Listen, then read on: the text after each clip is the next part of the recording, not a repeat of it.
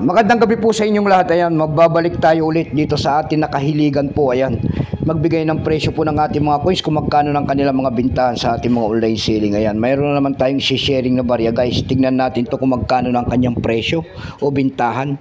Ayan, napanood ko kasi doon sa ating nagbablog. Ayan, ayan, 10 centimos po. Ayan,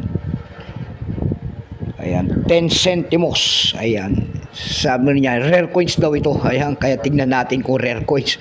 Year 1967 guys. Ayan.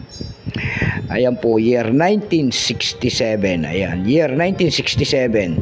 Makikita nyo po dyan ang isang leon, and then agila, and then tatlong bituin. Ayan.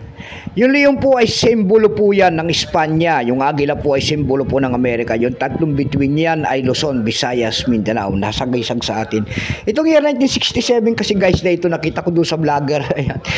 Sinasabi niya ng rare coins. Ayan. 3K daw pataas ang kanyang bili. Ayan. Nako, Diyos ko po Diyos. Tingnan natin. Huwag kayong papaniwala guys. Ayan. 10 centimos, bibili niya ng ang dami-dami natin, dami-dami. Sa totoo lang guys, marami ako nito. Ayan, maniwala po kayo. Tingnan natin to guys. Pero bago yan tayo magpapasalamat muna sa lahat ng ating masugid na tagapagsubaybay dito po sa aking YouTube channel. Ayan, Samuel Soriano TV 29.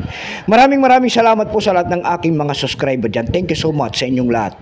Sa lahat ng tagapagsuporta ko. Maraming salamat din po sa mga tumatangkilik dyan sa aking FB page. Ayan, Samuel Soriano po. Lahat po na nakapalo sa aking FB page. Thank you so much at magandang gabi po. Ayan, follow nyo po sana ang ating FB page. Ayan. Yun naman po sana hindi pa po nakapag-subscribe dito po sa ating munting channel guys. Anyayaan ko lang sana kayo at malaking tulong na po o bagay ang inyong magagawa tulad ng papindot ng ating subscribe button, like and share para ma-update ko naman kayo sa mga bago ko pang ilalabas na video about coins. Ayan. Babatiin ko lang ang aking mother dyan po sa Dumpay, Basista, Pangasinan po. Ayan. Milagros Soriano po ng Daragin. Ayan. Lahat po ng Soriano family dyan. Ayan. Masantos ng labis si kayo namin. Nagsimula ang years ito guys mula year 1967 hanggang 1974. Value po nito ay 10 centimos. Currency piso 1967 up to date po. Kung ano materialis ang ginamit sa barya na yan, yan po ay nickel brass.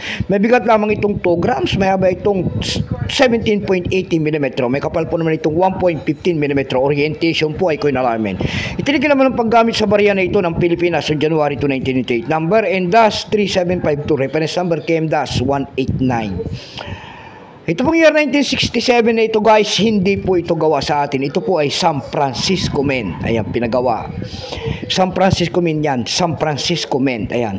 Kung ilang piraso naman ang pinagawa sa barya na yan, ito po ay 50 million piraso po. Ayan. Marami rin. 50 million. Ito po ay 24%. Pero may presyo na rin po yan guys. Kung tawagin ng ating mga kolektor doon sa ating lumista. Yung kanyang almost uncirculated po, may piniresyoan nila na 30 pesos. Ayan. Uncirculated naman ay 31. Dako naman tayo sa kanyang price doon sa ating eb.com. Sa eb.com guys, meron tayong nakita nagbebenta nito ng $19.99. Ayun, malaki.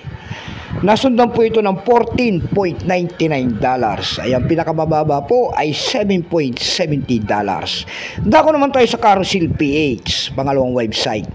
Sa Carousel PH guys, nagtingin-tingin tayo doon, mayroon na tayo nakita nagbebenta nito ng 250 pesos.